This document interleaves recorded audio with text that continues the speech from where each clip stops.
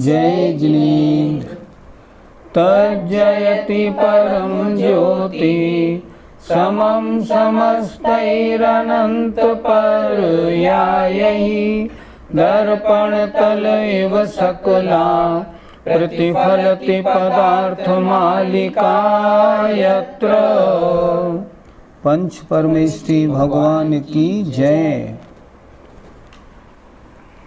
हिंसा के बारे में आचार्य ने तरह तरह की हिंसा और हिंसा के फल को दर्शाया है।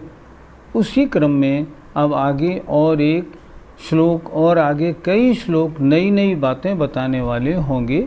आइए अगले श्लोक को देखते हैं। एकस्य सैव तीव्रम् एकस्य सैव तीव्रम् दिशति फलं सैव मन्दमन्यस्य दिशति फलं सैव मन्दमन्यस्य व्रजति सहकारिणोऽपि व्रजति सहकारिणोऽपि हिंसा वैचित्र्यमत्र फलकाले हिंसा वैचित्र्यमत्र फलकाले। बोलिए। एकस्य सैव तीव्रं दिशति फलं सैव मन्दमन्यस्य व्रजति सहकारिणोऽपि हिंसा वैचित्र्यमत्र फलकाले। एकस्य एक जीव को स एव वही हिंसा तीव्रम तीव्र फलम फल को देती है। अन्यस्य अन्य को सैव वही हिंसा मंद फल को देती है। दो व्यक्ति हैं, मिलकर एक साथ एक हिंसा वाला कार्य कर रहे हैं। दोनों को फल अलग अलग, एक को तीव्र फल एक को मंद फल। देखें, एकस्य एक को स एव वही हिंसा तीव्रम तीव्र फलम दिशति तीव्र फल को देती है। सैव वही हिंसा अन्यस्य संधि विच्छेद किया मंदम अन्यस्य अन्य जीव को मंद फल देती है।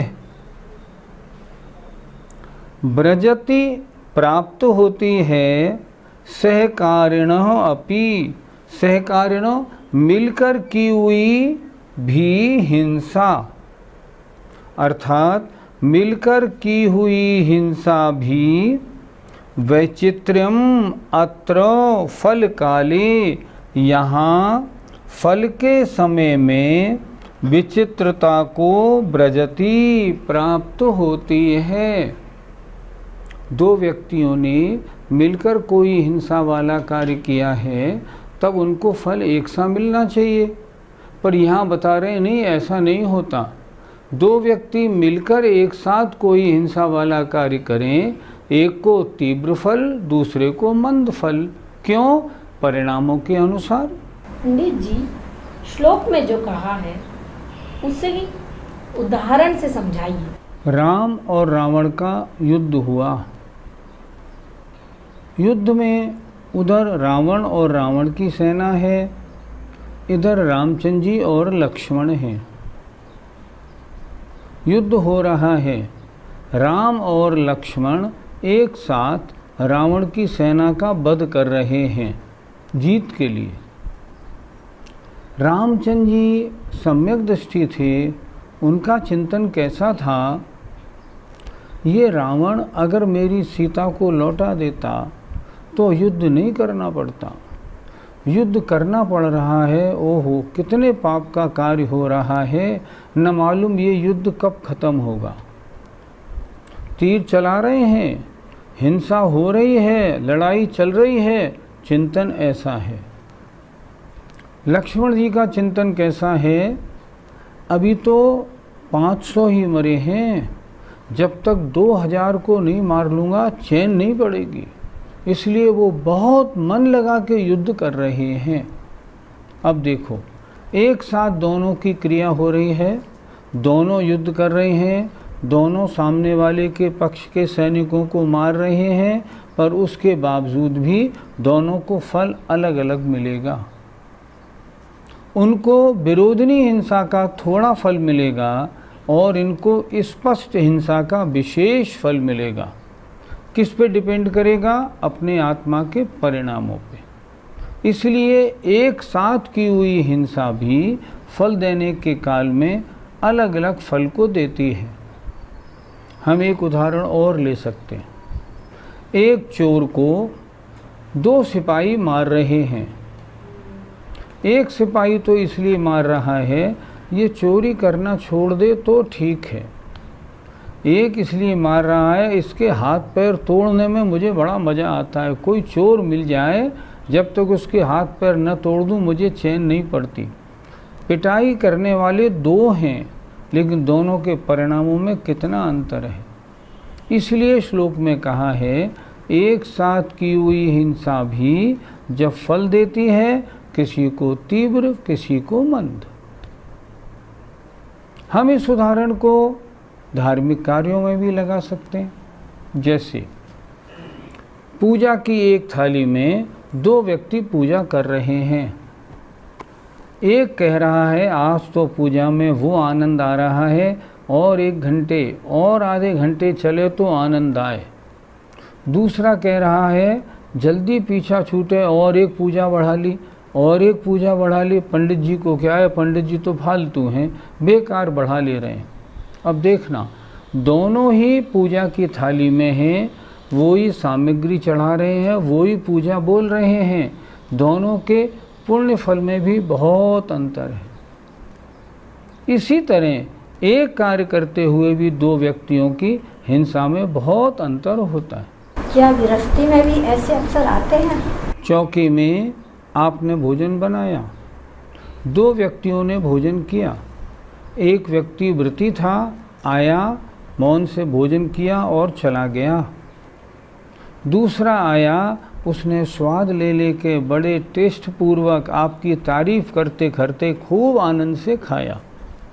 अब देखना, उसी भोजन को खाने वाले दोनों हैं। खाने में पुण्य का बंध नहीं होता, खाने में हिंसा होती है, पाप बंध होता है। लेकिन जो व्रती है, मौन से चुपचाप जो दिया खा के, आहार तो वही दिया, भोजन तो वही दिया, और भोजन को चुपचाप खा के चला गया, हिंसा लगेगी बहुत थोड़ी। और जिसने खूब अच्छी तरह से जी भर के खाया, मन लगा लगा के, उंगली चाट चाट के, उसको उसी भोजन करने में हिंसा लगेगी बहुत। किस पे डिपेंड करता है ये सब? आत्मा के परिणाम, कषायों की तीव्रता और मंदता पे आपका कितना राग रहा, कितना लगाव रहा, कितना आपने स्वाद लिया, पंचेंद्रियों के विषयों में आपने कितनी डुबकी लगाई, इस पर डिपेंड करता है। इसी तरह एक कार्य करते हुए 2 व्यक्ति जिनके परिणामों में जैसी तीव्रता है, उनको उसके अनुसार हिंसा का फल थोड़ा या ज़्यादा लगता है। हिंसा के बारे में कुछ और विचित्र चर्चा आगे की जा रही है। प्रागेव फलति हिंसा, प्रागेव फलति हिंसा, क्रियमाणा फलति फलति च कृतापि, क्रियमाणा फलति फलति च कृतापि, आरव्य कर्तुमकृतापि, आरभ्य कर्तुमकृतापि, फलति हिंसानुभावेन, फलति हिंसानुभावेन। बोलिए, प्रागेव फलति हिंसा, क्रियमाणा फलति फलति च कृतापि आरभ्य कर्तुम अकृतापि फलति हिंसानुभावेन। प्रागेव, प्राग एव, पहले ही, फलति, फल दे देती है हिंसा। कोई हिंसा तो हिंसा होने से पहले ही फल दे देती है। क्रियमाणा, करते हुए, फलति, कोई करते हुए फल देती है। फलति च कृतापि, और कोई कर चुकने पर फल देती है। तीन बातें बता दी। पहला लिखा कोई करने से पहले ही हिंसा फल दे देती है। कोई क्रियमाणा फलति, कोई करते हुए फलती है। और कोई कर चुकने पर भी फलती है। तीन तरह से। आगे लिख रहे हैं आरभ्य कर्तुम अकृतापि, किसी हिंसा को आरंभ तो कर दिया पर नहीं कर पाए तो भी फल देती है। प्रारंभ कर दिया है लेकिन फल नहीं, अभी उसका अभी आरंभ काम पूरा नहीं हो पाया।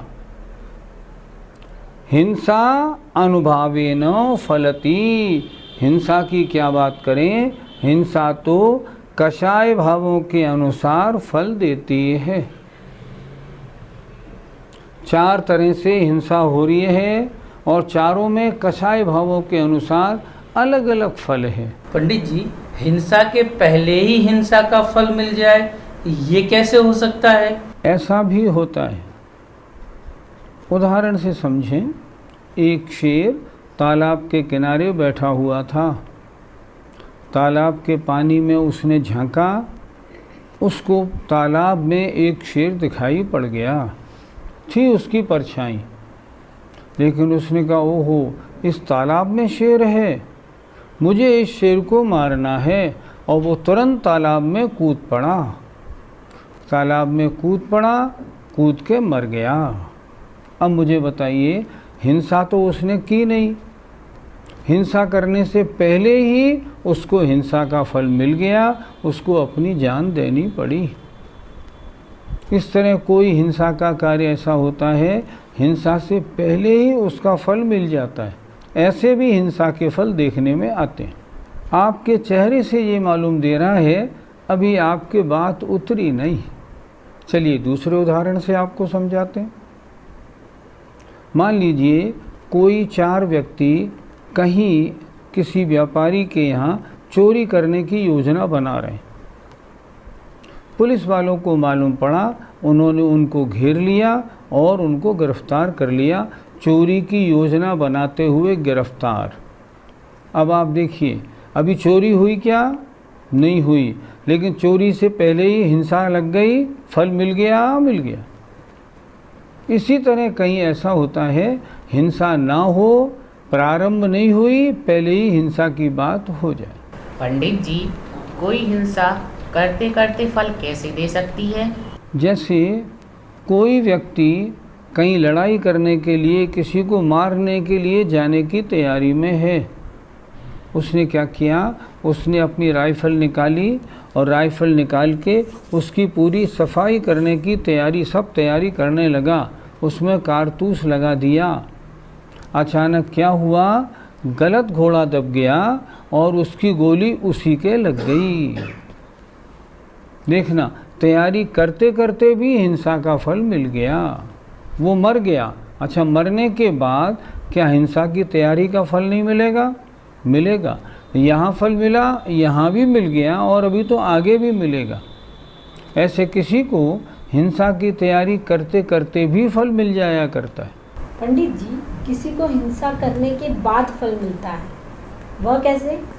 द्विपायन मुनि को जिन लोगों ने उनके ऊपर शराब की बोतलें, शराब वगैरह फेंकी और मारी थी, उस कारण से भयंकर क्रोध आ गया। बड़े अच्छे तपस्वी महाराज थे।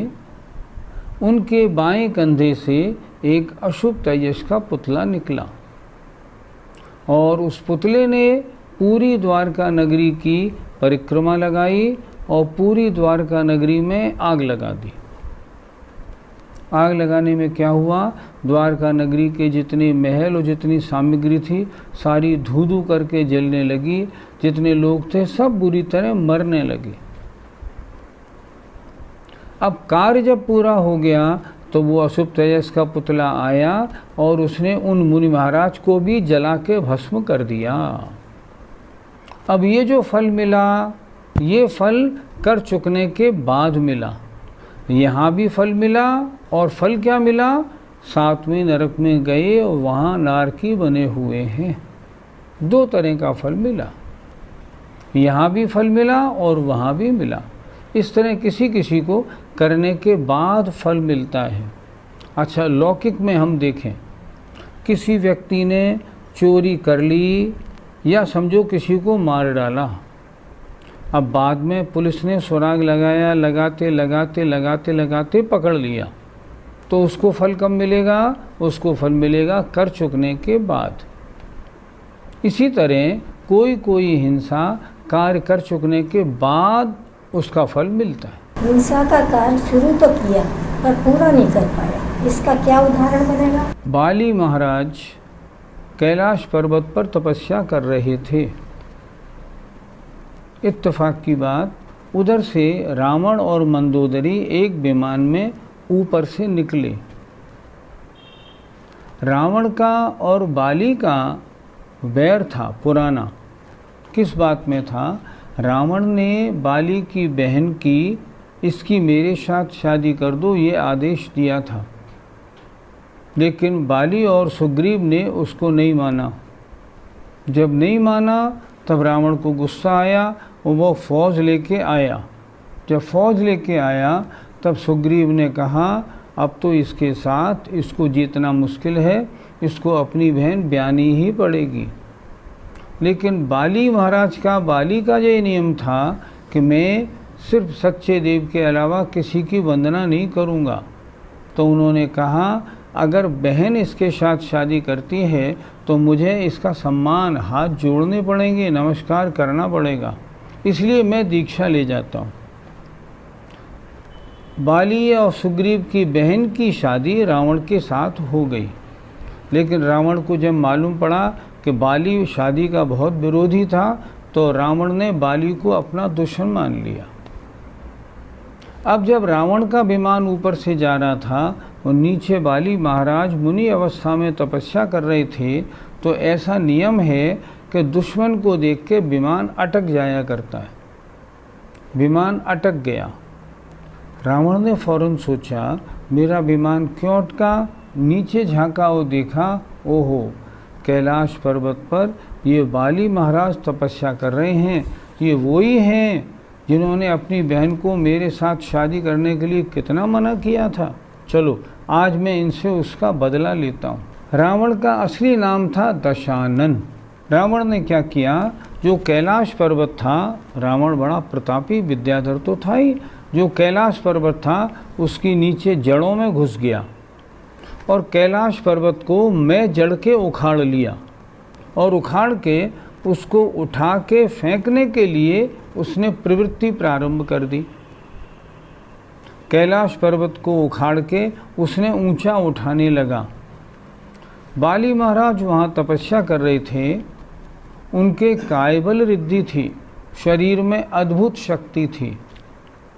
उन्होंने ज्ञान से जाना रावण जो है दशानन, ये दशानन कैलाश पर्वत की जड़ में घुस गया है। इसको पूर्व भव का स्मरण हो गया है शादी के मामले का। अब ये क्या चाहता है, कैलाश पर्वत को उठा के फेंक दूं। अगर ये कैलाश पर्वत को फेंक देगा तो कैलाश पर्वत पर भरत चक्रवर्ती के द्वारा बनाए गए सारे जिनालय सब नष्ट हो जाएंगे। यहाँ इतने जीव आश्रय पाए हुए हैं, तमाम जीवों की हिंसा होगी। इसलिए कोई ऐसा कार्य करूं जो जिनालय बच जाएं और इतने जीवों की हिंसा भी ना हो। तब मुनि महाराज बाली ने क्या किया, अपने पैर के अंगूठे को जरा दबाया उनके पैर के अंगूठे दबाने का प्रभाव ये हुआ कि वो जो कैलाश पर्वत जड़ से उखाड़ कर ऊंचा उठाया जा रहा था वो दब के नीचे आने लगा। नीचे आने लगा। रावण ने अपनी पूरी शक्ति लगा दी कि ये नीचे ना आए, लेकिन रिद्धिधारी महाराजों की शक्ति के आगे इंद्र भी कुछ नहीं करता, वो भी घुटने टेक देता है। कुछ नहीं बात चली और वो पर्वत जो उसने उखाड़ के ऊपर लाया था वो महाराजा बाली के पैर दबाने से, पैर का अंगूठा दबाने से नीचे आने लगा।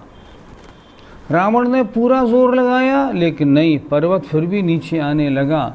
रावण पसीने पसीने हो गया और जोर से रोने लगा, चिल्लाने लगा।